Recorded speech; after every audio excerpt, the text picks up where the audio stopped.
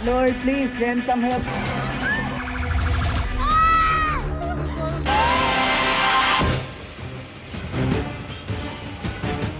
Dalawang araw matapos ang lindol, tuloy ang paglutang ng mga video ng tibay ng mga Pilipino habang niyayanig. May doktor na tuloy ang pagpapaanak sa isang buntis. Mga kabataang hindi nagpanik at nag-duck, cover and hold at mga manggagawang napakapit. Hindi lang sa bakal, kundi sa dasal. Nakatutok si Mark Salazar. Sa videong ito na kumakalat na online, makikitang gumagawa ang mga construction worker na ito sa 28th floor ng isang gusali, Martes ng gabi. Nang biglang,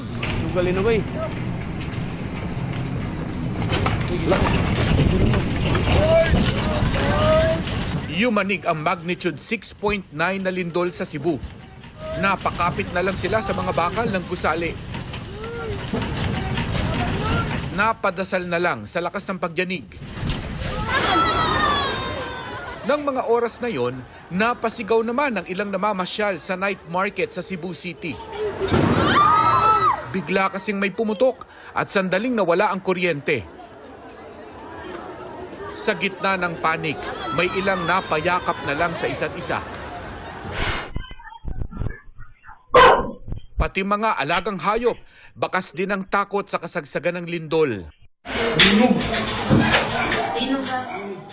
Pero ang mga kabataang ito sa isang computer shop na viral na rin ang video, nakasunod sa earthquake safety procedure na duck, cover at hold. Sa ilalim ng mga mesa sila nagdasal at naghintay sa pagtigil ng pagyanig. Pero isa na yata sa pinaka-nakakaantig, ang kwento ng isang doktorang hindi napigil ang serbisyo kahit ng malakas na pagyanig na kasabay ng malakas na pag-ulan. Hindi siya bumitaw sa pag-alalay sa isang manganganak na na-evacuate sa tabing kalsada. Payong lang ang naging panangga nila sa gitna ng sakuna. Para sa GMA Integrated News, Mark Salazar, nakatutok 24 oras. Personal ding bumisita sa mga nilindol sa Cebu, si Vice President Sara Duterte. Naghati din ng tulong ang kanyang opisina. Nakatutok live si Ian Cruz. Ian. Emil, tulong ang hiling ng mga residente dito sa Northern Cebu. Hindi lang yan dito sa Bugo City, kundi maging doon sa pinuntahan natin sa bayan ng Medellin na napinsala din ng lindol at sa huling talanga ng probinsya ng Cebu ay nasa 10 na ang patay sa nasabing bayan. Bubungad ang mga bitak-bitak na kalsada papasok sa bayan ng Medellin dito sa Northern Cebu. Sa isang tulay, isang linya lang ang nadaraanan kaya nagbabagal ang trapiko. Mahaba at malalalim kasi ang bitak na nilikha ng malakas na lindol Martes ng gabi. Sa post ni Cebu Governor Pambari 4, 10 ang naitalang patay sa bayan ng Medellin dahil sa lindol. Sa Lamintac Sur, napinsala ang paaralan. May mga nawasak ding bahay, gaya ng tahanan ng mag-amang Rolando Soliano, 67 years old, at Charlotte. Agad daw binawian ng buhay ang senior citizen nang madaganan ng guho. Nasa ospital naman ang kanyang anak. Pagpasok namin, yung anak na niyang sige sumisigaw, patulong sila sa amin. Yung tatay niya nandun din sa ilalim. Parang walang malay na sir. Yung pag-angat niya namin pagkuha sa yung bata niya, wala na siyang malay sir. Nakaburol na si Mang Rolando. Katabi ang burol ng ate nito na si Anyana Cueva na nadaganan din ng guho sa kalapit na bahay. Sumaklolo pa raw sa kanyang ina si Cherry, pero hindi na raw talaga kinaya ng kanyang ina. Ginawa ko talaga ang lahat pero hindi ko talaga maangat yung...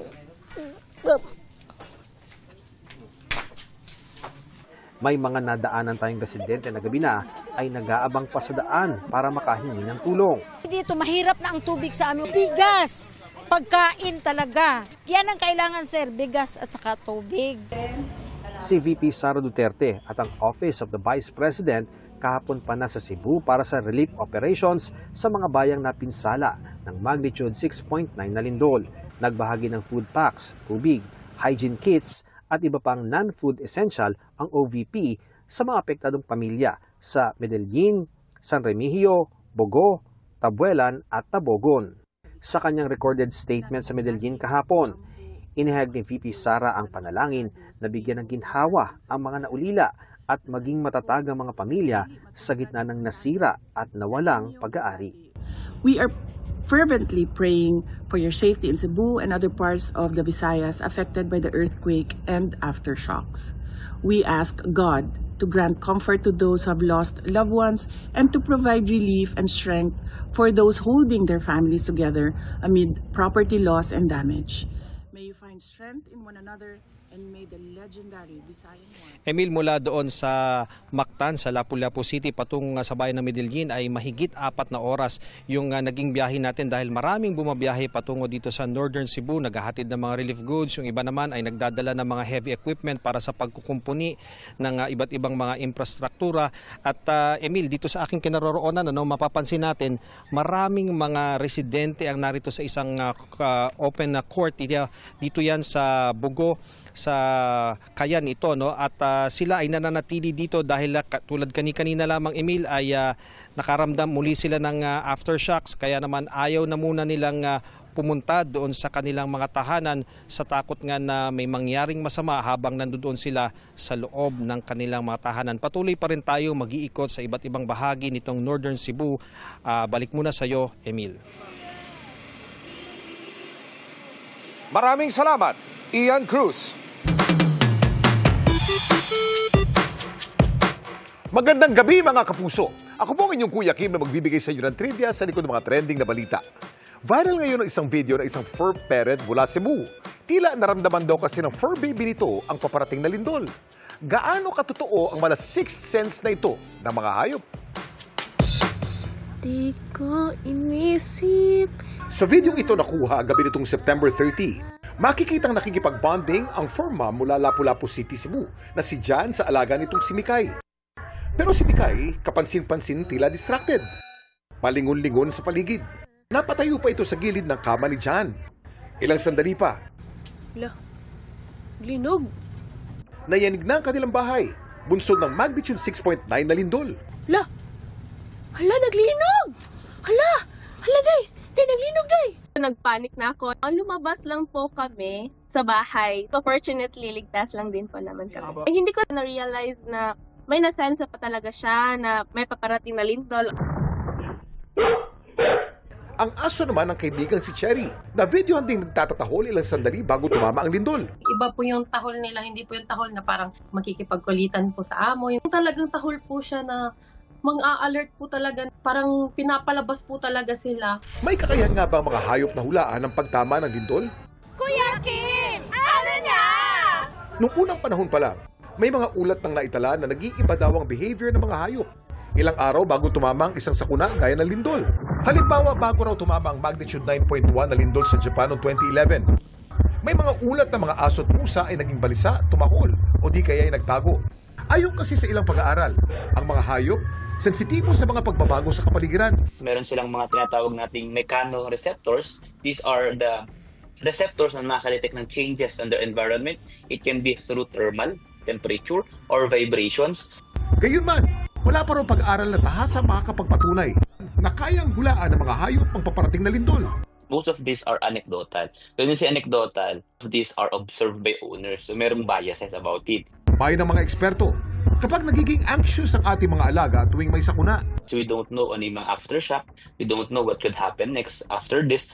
So include them on the preparation and planning. Pero meron din daw lamang dagat na tinuturing na signos ng paparating na sakuna. Umaahon umano ito sa pusod ng dagat bago tumama ang lindol. Totoo kaya ito?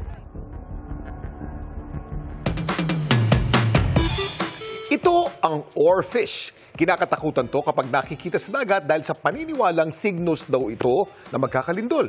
Pero ayon sa isang pag-aaral na ginawa ng Tokai University Institute of Oceanic Research and Development at University of Shizuoka sa Japan noong 2019, sa 336 sightings ng 8 deep-dwelling species na iniuugnay sa lindol gaya ng oarfish mula noong 1928 hanggang 2011, lumalabas na isang beses lang may insidente ng paglitaw ng deep-sea fish bago lumindol ng mas mataas pa sa magnitude 6.0 sa 100-kilometer radius area kung saan ang mga ito'y matatagpuan. Kaya para sa kanila, ang paniniwalang indikasyon ang mga oarfish ng lindol ay mas higit na pamahiin lamang. Samantala, para malaman ang trivia sa likod ng viral na balita, post o comment lang, #Kuya Kim. Ano na? Laging tandaan, kimportante ang may alam. Ako po si Kuya Kim at sagot ko kayo 24 oras.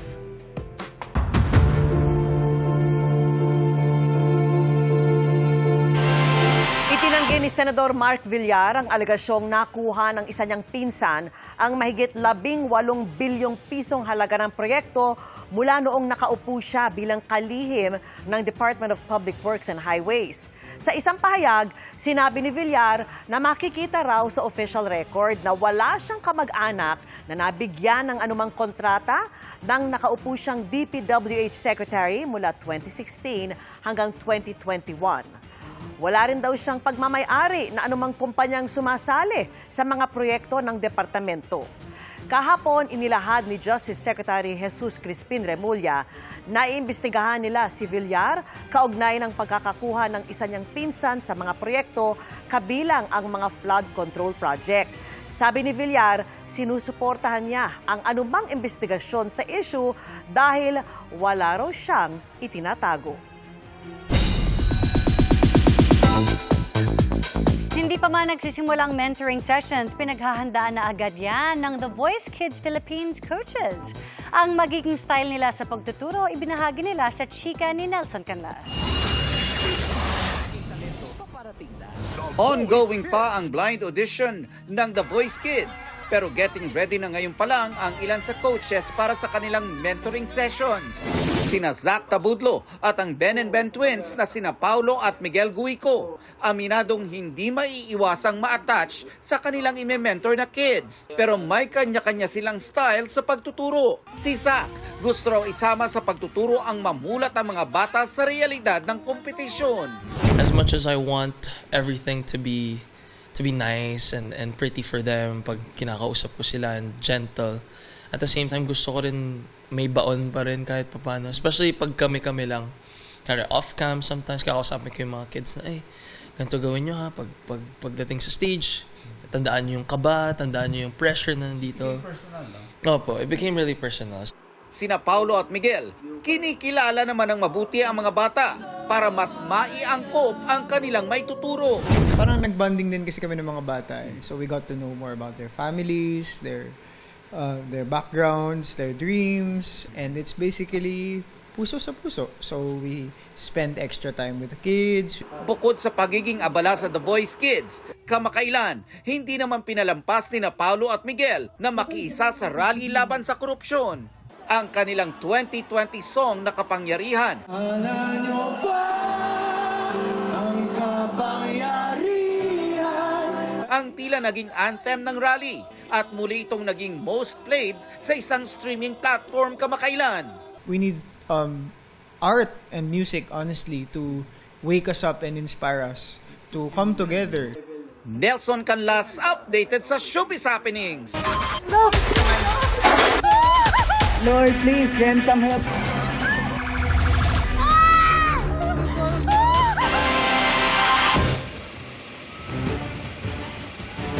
Mga kapuso, kabilang naman sa mga maituturing na bayani rito sa Cebu ang isang teenager na nasawi matapos iligtas ang kanyang ina at kapatid sa gitna ng mga pagyanig. Isa lang po siya sa mga nasawi sa kanilang barangay kung saan gumuho ang malalaking bato mula po sa bundok. Nakatutok live si Fe Marie Dumabok ng GMA Regional TV. Fe.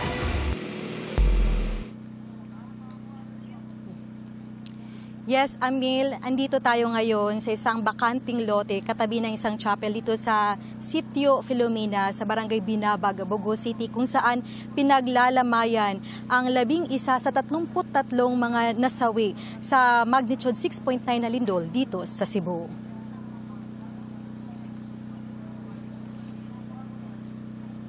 Ang mga biktima ay pawang nakatira sa paanan ng bundok sa karatig na sitio.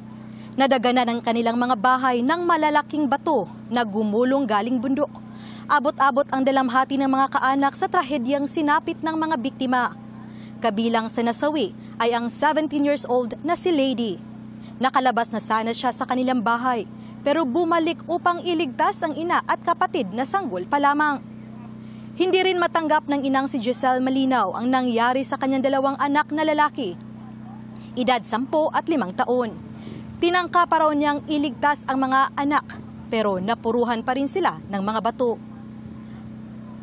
Binigyan man sila ng tulong ng lokal na pamahalaan, lalo na sa mga kabaong nitong mga biktima, pero panawagan pa rin nila na tulungan sila sa pagpapalibing nitong mga biktima. Emil, sa latest na balita, itinigil na ang search, rescue and retrieval operation ng Civil Defense dahil lahat ay all accounted for. Nasa 73 ang naitalang namatay o nasawi dahil sa lindol dito sa Cebu. Yan muna ang latest mula rito sa Bugo City, Barangay Binabag, Bugo City. Emil? Maraming salamat, Fe Marie Dumabo ng GMA Regional TV. Sa ibang balita, binasura ng Sandigan Bayan ang apela ni Senador Jinggoy Estrada para madismiss ang kanyang mga kasong graft, kaugnay ng PDAF o Priority Development Assistance Fund scam.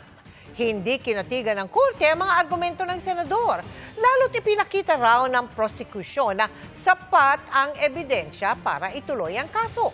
Nakatutok si Salima Refra. Hindi pa rin lusot sa kanyang kasong katiwalian sa Sandigan Bayan si Senador Jinggoy Estrada kaugnay ng pork barrel scam. Binasura kasi ng korte ang apela ni Estrada sa nauna ng pagbasura ng Sandigan Bayan sa hiling niyang ma-dismiss ang mga kasong graft laban sa kanya kaugnay ng 200 million pesos na kickback umano mula sa PDAF o Priority Development Assistance Fund na idinaan sa mga NGO ni Janet Napoles. Ayon sa 22 pahinang resolusyon ng Special 5th Division, walang nakitang sapat na dahilan sa apela para baguhin ang naunang desisyon na ibasura ang demurrer to evidence ni Estrada. Sabi ng korte, hindi raw porket na-dismiss na ang plunder case laban kay Estrada ay otomatikong madedismiss din ang graft case laban sa kanya, tulad ng kanyang iginigiit sa kanyang mosyon. Ipinakita umano ng ebidensya ng prosekusyon na may prima facie case laban kay Estrada para makakuha ng verdict of guilt sa puntong ito ng trial. Git ng korte, paulit-ulit na pinili ni Estrada ang ilang implementing agencies para mapondohan ng kanyang PDAF noon. Direkta rin umano ang pag-iendorso ni Estrada sa mga NGO ni Napoles bilang tagapagpatupad ng mga hindi naman ikinasang proyekto. Mismong endorsement letters umano ni Estrada ang nagdadawit umano sa kanya sa krimen at hindi kinatigan ng korte ang argumento ni Estrada na rekomendasyon lang ang mga ito. Binigyang bigat ng korte ang testimonya ni Ruby Tuason na aide ng ama niyang si dating Pangulong Joseph Estrada. Ipinaliwanag raw ni Tuason ang modus ni Napoles at ilang pagkakataong nag-deliver ng pera kay Senador Estrada sa mismong Senado at sa bahay nito. Binanggit rin ang testimonya ng whistleblower na si Ben Hurluy patungkol sa mga endorsement letter ni Estrada na pinirmahan sa pamamagitan ng aide nitong si Pauline Labayet. Dahil tuloy ang pagdinig, mabibigyan ng pagkakataon si Estrada na magpresenta ng sariling ebidensya para sa 11 counts of graft. Hiwalay ito sa kasong plunder kung saan pinawalang sala siya at sa 1 count of direct bribery at 2 counts of indirect bribery kung saan convicted na siya o nahatulang guilty. Kinukuha ng GMA Integrated News ang panig ni Estrada. Samantala, nahatulang guilty sa 13 counts ng money laundering si Janet Lim Napoles sa desisyon ng Pasig Regional Trial Court kaugnay pa rin ng pork barrel scam ayon sa Anti-Money Laundering Council o AMLC. Hanggang 14 na taong pagkakakulong sa bawat count ng money laundering ang parusa kay Napoles na inatasan ding magbayad na mahigit 94 million pesos na multa. Maaari pa niyang iapila ang desisyon. Si Napoles ay nakakulong ngayon sa Correctional Institution for Women sa Mandaluyong. Sinusubukan pa naming kunin ang kanyang pahayag. Para sa GMA Integrated News, Salima Refra, nakatutok 24 oras. Nagpapatuloy ang laban ng mga bagong henerasyon ng sangre para bigyang buhay muli ang mga brilyante. Ngayong gabi, sino kaya ang makakaharap nilang mga sinaunang kambaldiwa? Ichichika yan ni Aubrey Carampel. Sumakses na ang mga bagong tagapangalaga ng Brilyante na malagpasan ang mga pagsubok ni Eshnad, ang tagapagbantay ng lagusan ng Devas na ginampanan ni SB19 member Justin De Dios. Kaya matagumpay na silang nakapasok ng Devas. Ang sumalubong sa kanila, ang dating hara ng Lireo na si Sangre Amihan na muling ginampanan ni Kylie Padilla. Avisala, Idea Perena.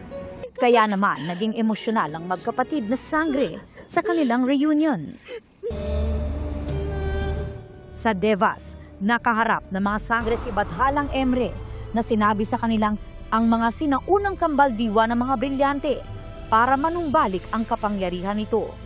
Ang mga sinaunang kambaldiwa ay ipinatapon ni Emre sa isang mahiwagang lugar sa Devas dahil sila ay tumakas at nagmalabis. Pero hindi magiging madali ang misyon ng mga bagong Sangre. Si Tera kasama si Eshnad, nakaharap na ang sinaunang kambaldiwa ng lupa na si Harahen, na ginagampanan ni Diana Zubiri na una na rin gumanap noon bilang Danaya. Magpakilala kayong mga mapangahas na pumasok sa aking lungga. Tila mahihirapan si Tera dahil agad na nalaman ni Harahen na siya ay hindi purong diwata at may dugong tao. Ngayong gabi, makikilala na rin ang iba pang sinaunang kambaldiwa. Makakaharap ni na Adamos at Wantuk si Celebes, ang sinaunang kambaldiwa ng tubig, na ginagampanan ni Gazini Ganados. Mapapalaban naman sina Dea at Amihan kay Erenea, ang sinaunang kambaldiwa ng hangin, na ginagampanan naman ni Patricia Tumula. Paano ko magiging tagapangalaga? Hindi rin magiging madali ang katunggali ng mag-inang Flamara at Perena. Natatapatan ang bagsik ni Vanea, ang sinaunang kambaldiwa ng apoy, played by Ina Feleo. Sa video namang ito makikita ang naging paghahanda para sa fight scenes ni na Flamara Faith de Silva at ni Patricia as Erenea. Ang exciting na laban mapapanood na mamaya sa Encantadia Chronicles Sangre pagkatapos ng 24 oras. Aubrey Carampel, updated sa Showbiz Happenings. Ilang palabas at personalidad ng GMA Network ang itinanghal na national winners sa 2025 Asian Academy Creative Awards. Kabilang dyan ang Eleksyonaryo Dapat Totoo Digital Exclusives ng GMA Integrated News na wagi sa kategoryang Best Short Form Scripted. Best Short Form Non-Scripted naman ang Digidocu The Rice God of the Cordillera. Panalong Best Infotainment Program naman ang Kapuso Mo, Jessica Soho. Best Cinematography para sa Beauty Empire. Best Lifestyle Program naman ang Biyahe ni Drew. Ang I Wonder History for Sale ang nagwaging Best Documentary History. Best Documentary One-Off ang Lost sa Bungeros. Nakuha po ng Reporter's Notebook, Asia Scam Cities, ang Best Documentary Series. Habang Best Screenplay naman ang pelikulang Green Bones.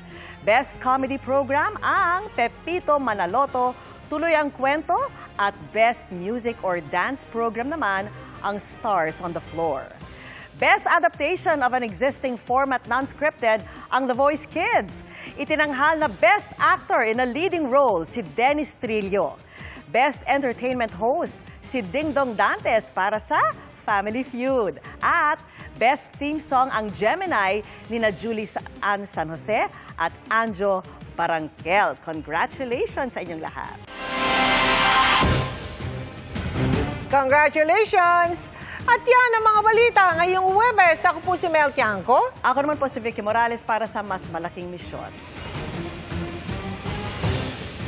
Para sa mas malawak na paglilingkod sa bayan, mula po rito sa bayan ng San Remigio, Cebu. Ako po si Emil Sumangil. Mula sa GMA Integrated News, ang News Authority ng Pilipino. Nakatuto kami 24 oras.